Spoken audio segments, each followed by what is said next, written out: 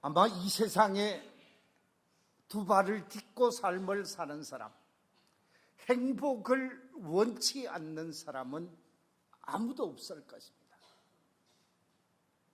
행복하기 위해 공부하게 되고, 행복하기 위해 직장을 갖게 되고, 행복하기 위해 결혼을 하게 되고, 행복하기 위해 자녀를 낳게 되어지고, 행복하기 위해 신앙생활도 하고 있는 것이지요. 그런데 행복하기 위해 삶을 살고 있는데 정작 행복하십니까?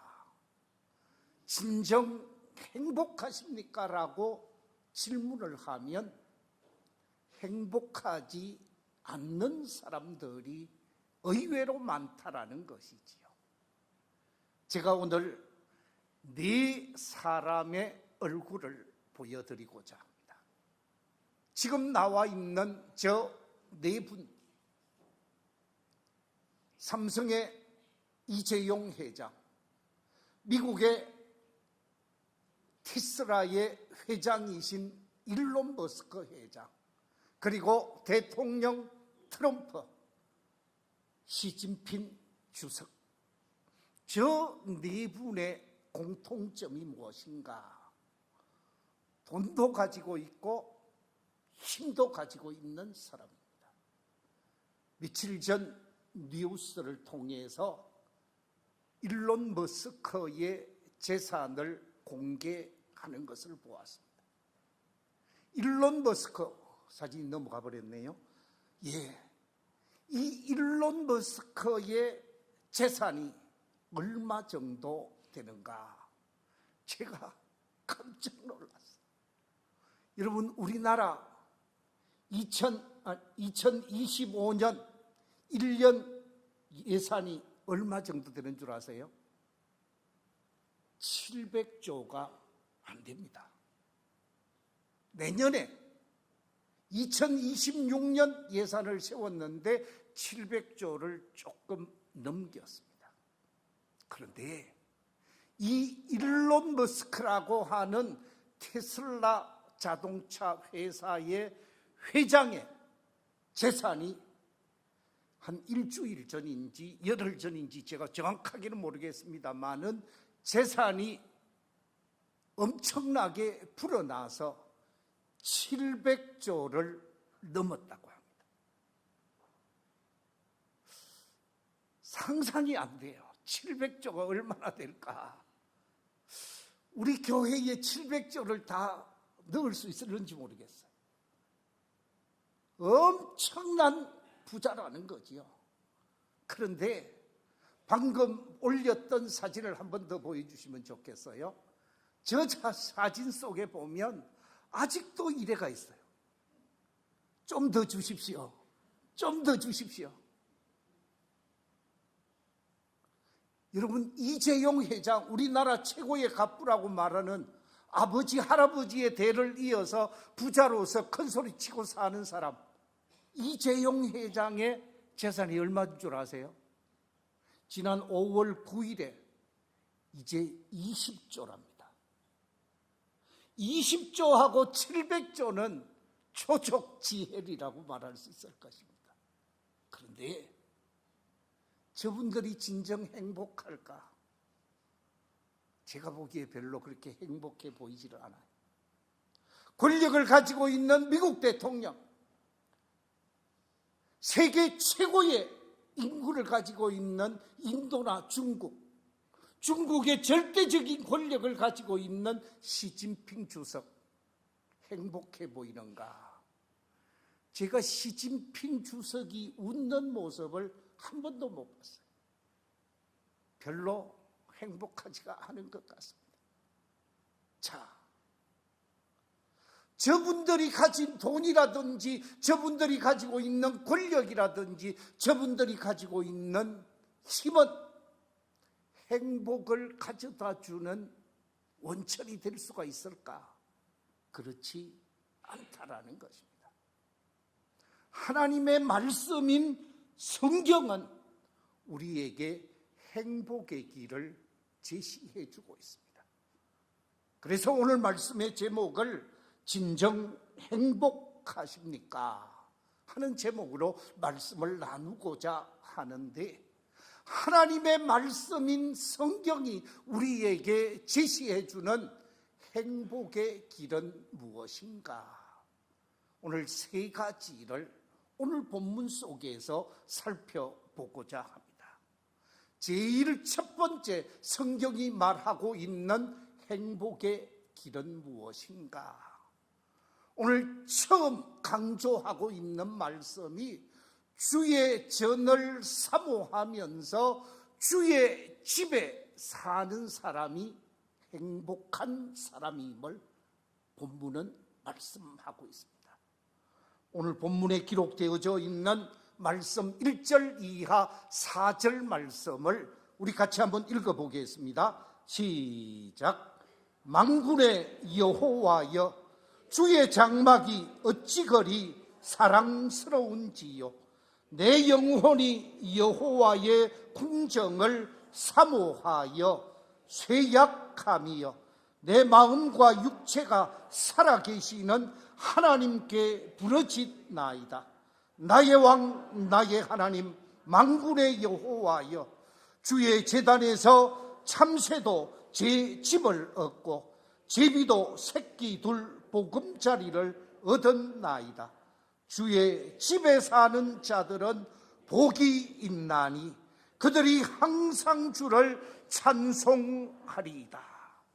주의 집에 사는 자들은 복이 있나니 그들이 항상 주를 찬송하리이다 그랬는데, 오늘 본문 속에서 주의 집에 사는 사람들이 복이 있다고 말씀을 하고 있습니다. 주의 집에 살지 못해서 저 멀리 바벨론에 살고 있고 저 멀리 이방 땅에 살고 있으면서 주의 집을 사모하다가 쇠약해져 가는 시인의 고백이 오늘 본문 속에 있는데, 이 시인의 고백 속에서 고백하기를 주의 집에 사는 사람들이 복이 있습니다 그랬는데, 이 복이라는 말을 행복이라는 말과 같은 말씀입니다. 주의 집에 사는 사람은 행복한 사람이라는 거예요. 왜 그렇습니까? 왜 주의 집에 사는 사람이 행복한 사람일까요? 오늘 본문 속에 같은 의미의 단어를 달리 표현해 놓은 네 가지 단어가 기록되어져 있습니다. 제일 첫 번째 기록한 말이 주의 장막이라 하는 말이 기록되어져 있고, 두 번째 여호와의 궁정이라는 말이 기록되어져 있고, 주의 제단이라는 말이 기록되어져 있고, 주의 집이라는 말이 기록되어져 있습니다. 똑같은 실체를, 표현을 다르게 했는데, 이 주의 장막이나 여호와의 궁정이나 주의 집, 주의 제단은 바로 구약 성경에서 말하고 있는 성전을 표현한 말이고, 오늘날로 치면 교회당을 뜻하는 말씀입니다. 주의 성전에 사는 사람들이 복이 있다 그랬는데, 여러분, 성전이 어떤 곳입니까? 성전에는 하나님께서 임재해 있는 곳입니다. 하나님께서 함께하는 자리입니다. 하나님께서 같이 하시고 하나님이 함께하면서 성전을 출입하는 성도들에게 은혜를 베풀어 주시고 축복하시기에 축복의 진원지가 성전이라고 구약 성경에서는 이해하고 있습니다. 신약 성경, 오늘 이 시대, 은혜 시대를 살아가고 있는 우리 성도들에게 있어서 바로 믿음의 공동체가 드리는 예배당이 축복의 자리요, 은혜의 자리요, 말씀의 자리요, 그래서 축복의 통로라고 생각하고 있는 것이 성전이요, 교회입니다. 특별히 구약 성경의 성전은 성전 가장 깊숙한 곳, 성전 가장 은밀한 곳에 지성소라는 곳이 있습니다. 이 지성소는 바로 하나님의 법궤가 안치되어져 있는 곳이고, 그곳에서 1년에 한 번씩 대제사장을 만난 바가 있습니다.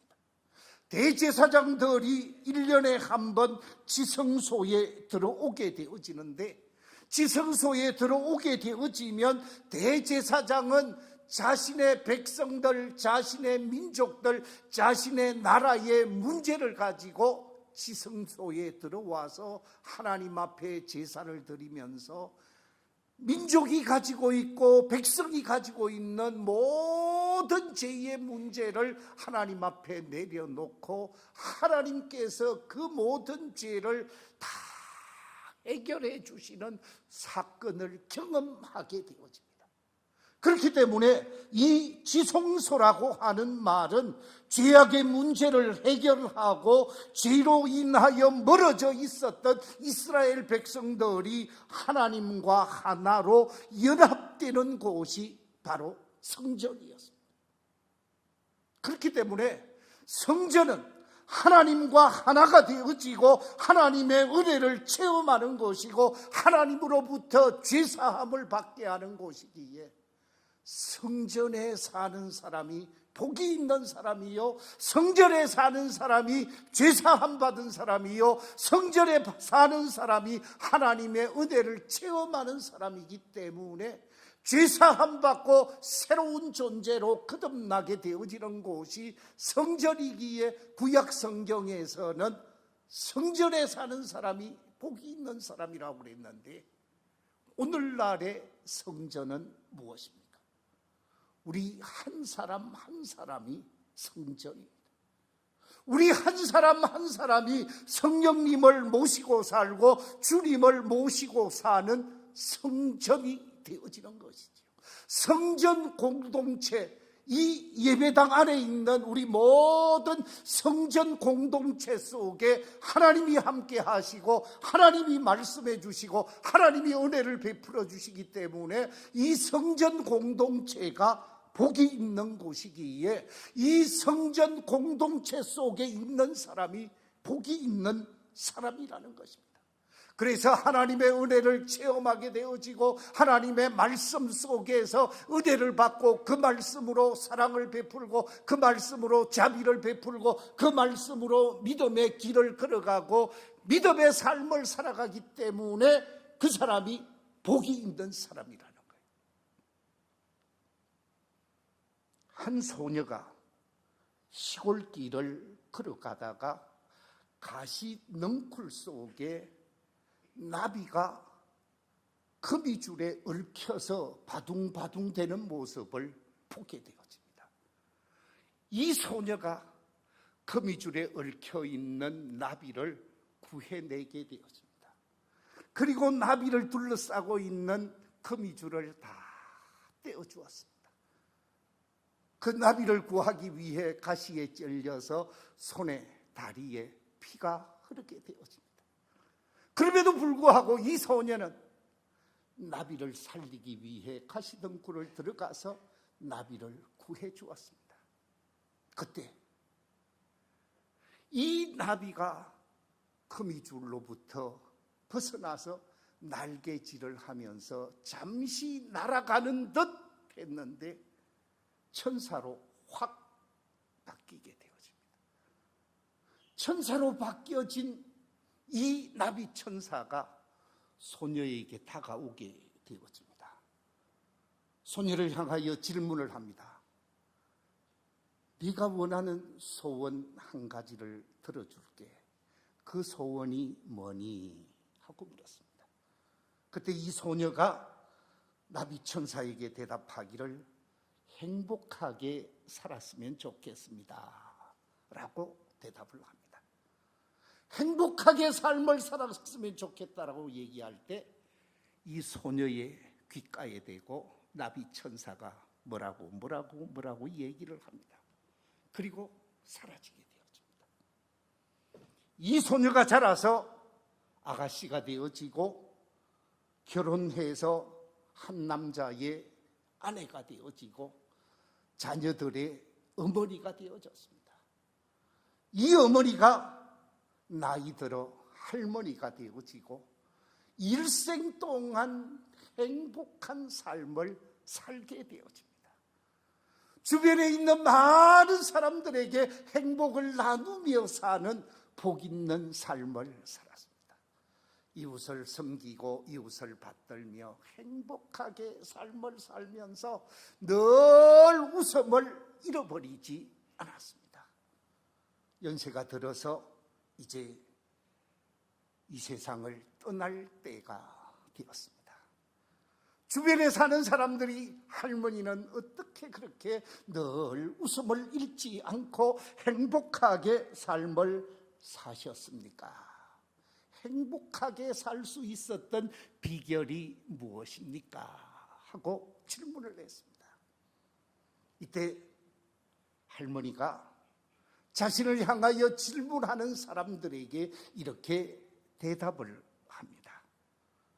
내가 소녀였을 때 나비 천사를 구해준 적이 있지. 그 대가로 나비 천사가 나를 평생 행복한 사람이 되게 해 주었어. 그때 나비 천사가 내게 다가오더니 내 귀에 이렇게 속삭여 주는 거야. 나를 구해 주셔서 고마워요. 지금 나를 구해 준 것처럼 어려움에 처한 사람들을 만나면 외면하지 마시고 꼭 도와주세요. 그럴 때마다 제가 행복 에너지를 많이 보내드릴게요. 그러면 한평생 행복할 거예요. 라는 말을 하게 되어집니다. 그래서 그때부터 남에게 도움을 베푸는 삶을 살았더니 나의 인생이 이렇게 행복했어. 사실은 나비 천사가 나의 소원을 들어준 것이 아니었어.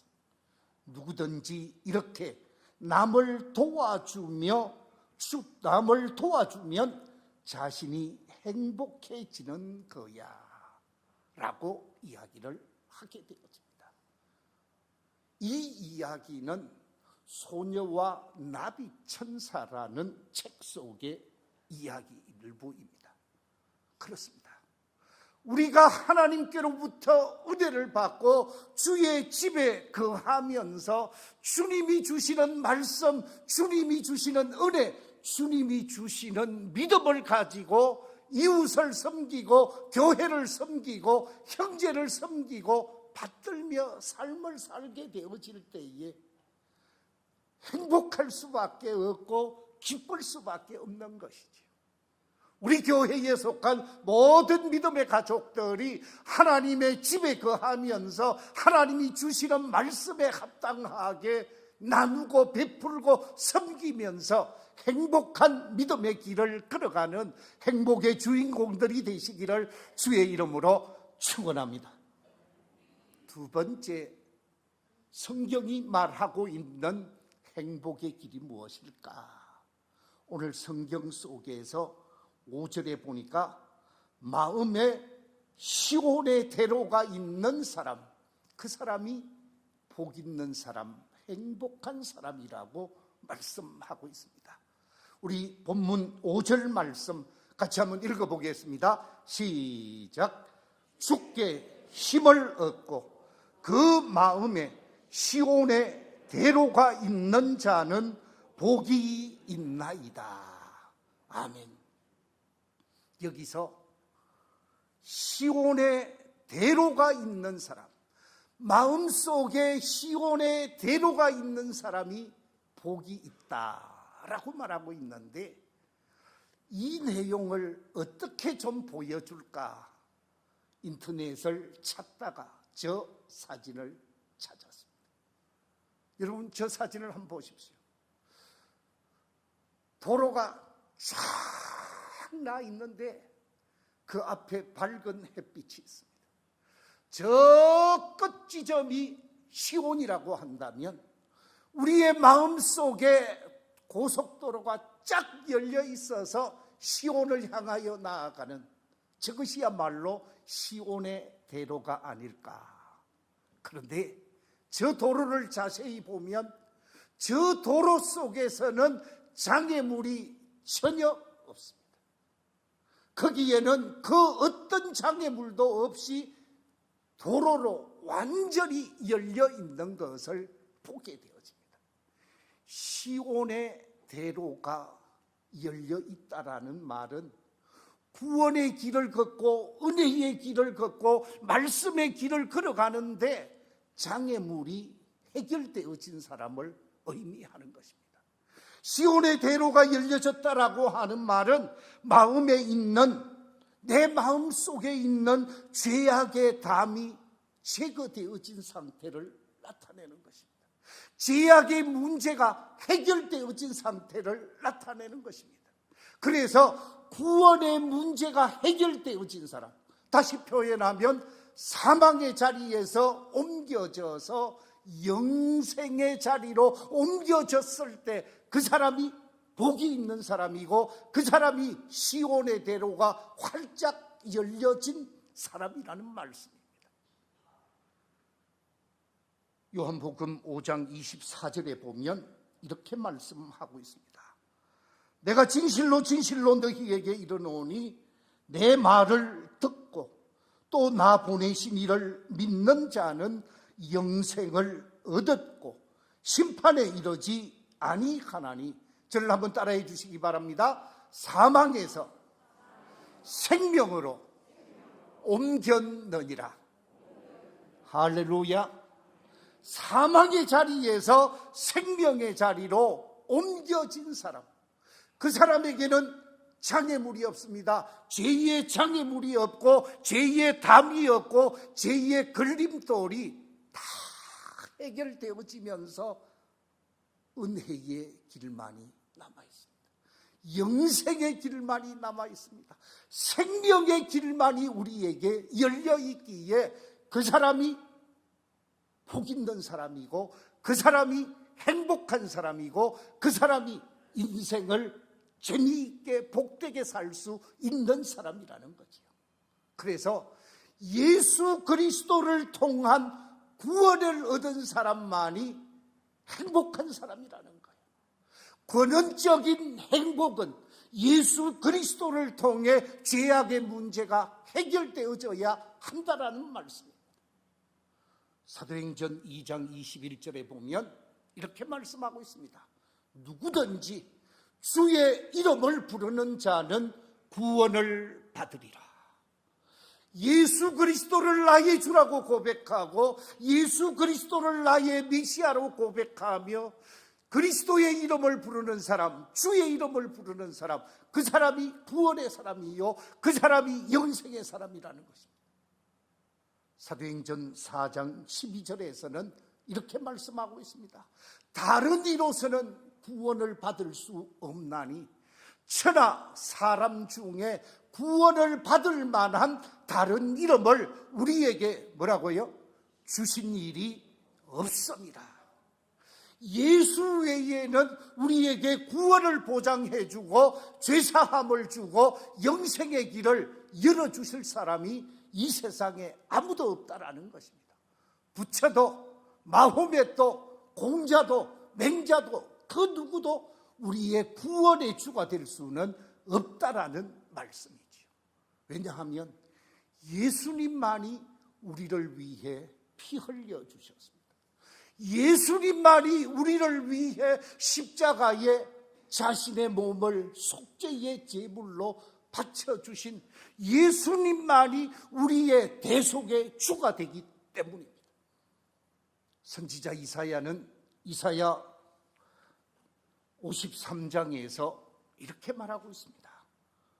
그가 찔림은 우리의 허물 때문이요 그가 상함은 우리의 죄악 때문이라.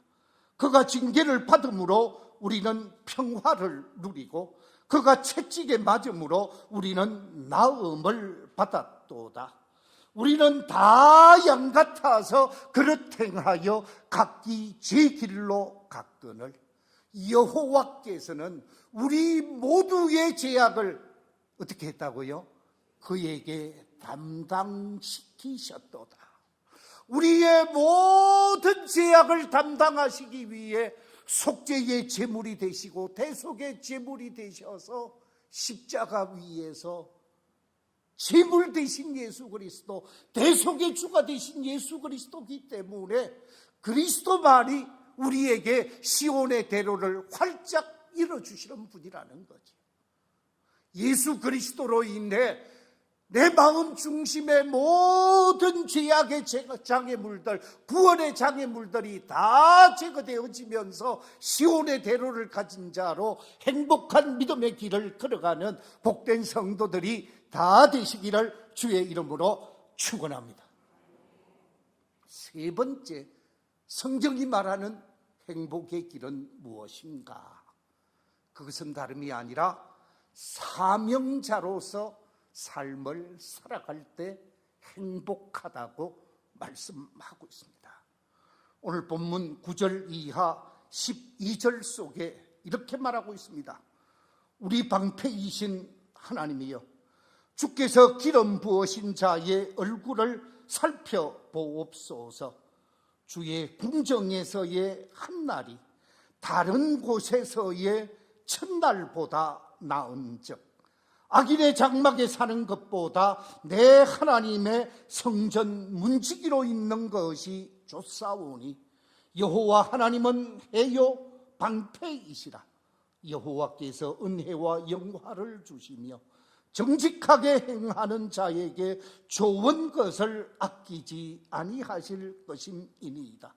만군의 여호와여, 주께 의지하는 자는 복이 있나이다 그랬는데, 이 말씀 속에서 주의 궁정에서 한 날이 다른 곳에서 몇 날보다 좋다고요? 첫날보다 좋습니다. 주님의 궁정에서 한 날이 세상 속에서 주님이 없는 곳에서 첫날보다 좋다고 고백하고 있는 이 놀라운 고백. 그래서 그 다음에 이렇게 말하고 있습니다.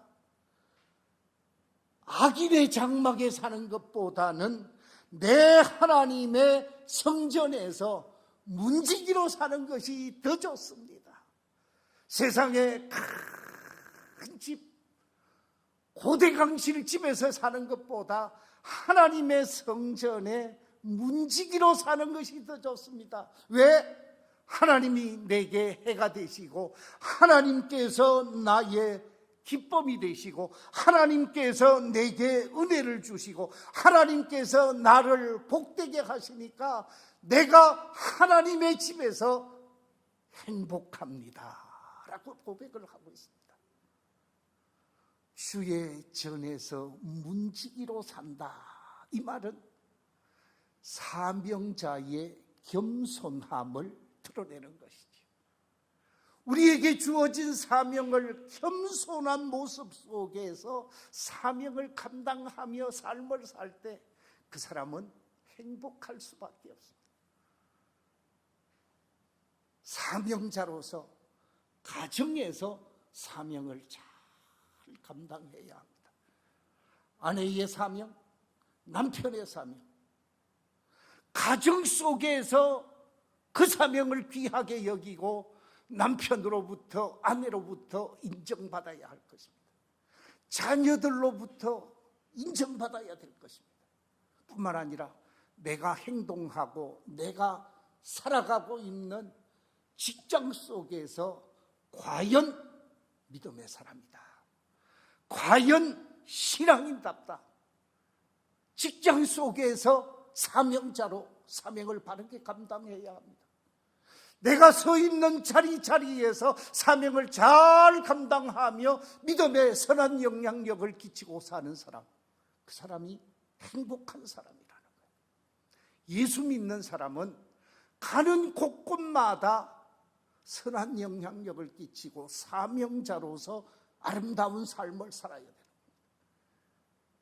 집은 어떻게 되든지 말든지 교회 와서 열심히 생활하면, 교인들은 보면 믿음이 좋다라고 얘기하는지 모르지만 집에서 외면한다면, 그래서 가족과 자녀들이 이거는 아니지라고 얘기한다면 그 신앙은 잘못된 거예요.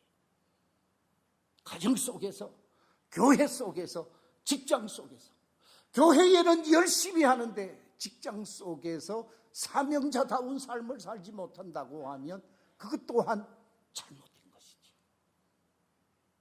우리는 사명자로 삶을 살아가야 하는 것입니다. 시간이 많이 지나갔습니다. 이제 말씀을 맺어야 되겠습니다.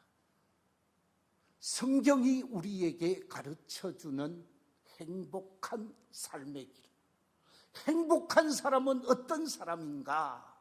제가 오늘 3가지를 말씀드렸습니다. 첫째 드린 말씀은 주의 집 안에 사는 사람, 은혜 안에 사는 사람, 말씀 안에 사는 사람이 행복한 사람이요. 2번째, 마음속에 시온의 대로가 활짝 열려 있어서 구원의 장애물이 다 제거되어지고 죄사함 받은 자로 삶을 사는 것입니다.